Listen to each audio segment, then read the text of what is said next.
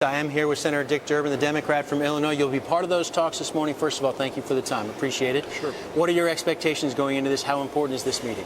It's a critically important meeting. We have two things we have to consider.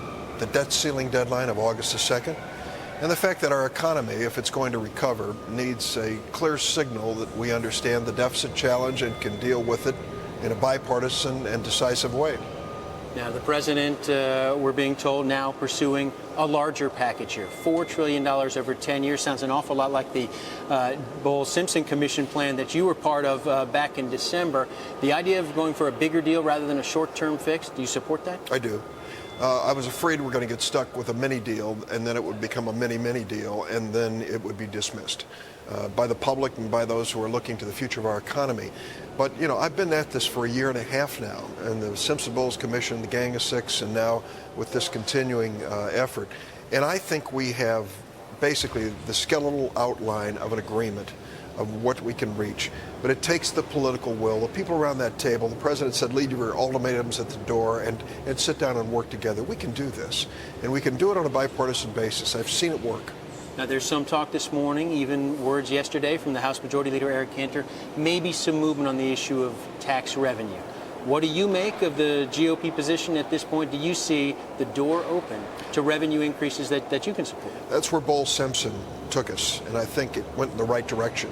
$1.2 trillion a year in tax spending, tax expenditures, and some of it indefensible. These are special interest favors, credits and deductions and exclusions that are as loathsome as anything I've seen. We can deal with these things. We can tighten them up without offending basic middle-class values that say people still want to buy homes and contribute to their churches and charities. But at the end of the day, it's got to be a revenue increase as opposed to revenue neutral? Yes. At the end of the day, we've got to have a net positive flow of revenue into our budget so that we can bring it to a better position, get away from this deficit we're currently facing. You know, Republicans are still insisting, listen, we're talking about, as Eric Cantor said, maybe getting rid of some of these loopholes, but they got to be made up for with offsets somewhere else, reductions in other parts of the tax code. Well, you see, that's a zero sum. If we were going to cut loopholes and then give tax cuts at the same time, we don't make any progress on reducing the deficit. I would suggest to Eric Cantor and to others, if we can bring rates down, that is, basic Republican gospel.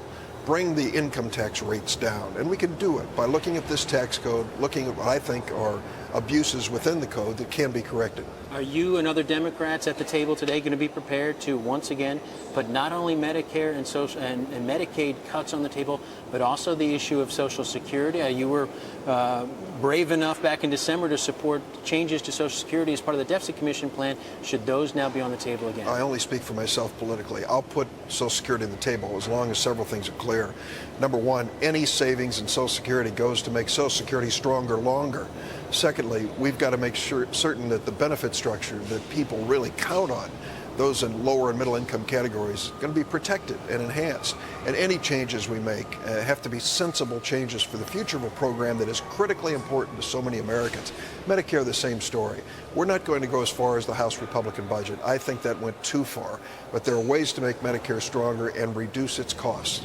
Beyond simply the reimbursement rates for doctors and for device makers, you're talking about potentially changing the way those benefits are received? Well, not the basic benefit structure. Remember, the House Republican budget doubled the amount that people would spend out of pocket for Medicare. I think that's a non-starter. We've got to protect basic Medicare benefits. We can find savings, and we need to, because the cost of that program is spinning out of control. There are some suggestions out there that perhaps look at how inflation is calculated for some of these programs, Social Security. Instead of CPI, change CPI, which could potentially mean smaller benefits going forward, at least slowing the rate of growth of those benefits. Could you support something like that? I'll look at it if it's part of a bigger package. Remember, change CPI hits in two respects. First, a slight, small decrease in benefit increases each year, and also an increase in revenues coming out of the tax code. It affects both sections. So I want to look at it in the context of a complete agreement. Is it July 22nd? Is that the real deadline here, or August 2nd? I think it's July 22nd. We can't wait until the last minute. There will come a point where people lose faith in the American economy. We can never let that happen. All right, Senator Dick Durbin, the Assistant Majority Leader here in the U.S. Senate, one of those meeting with President Obama today.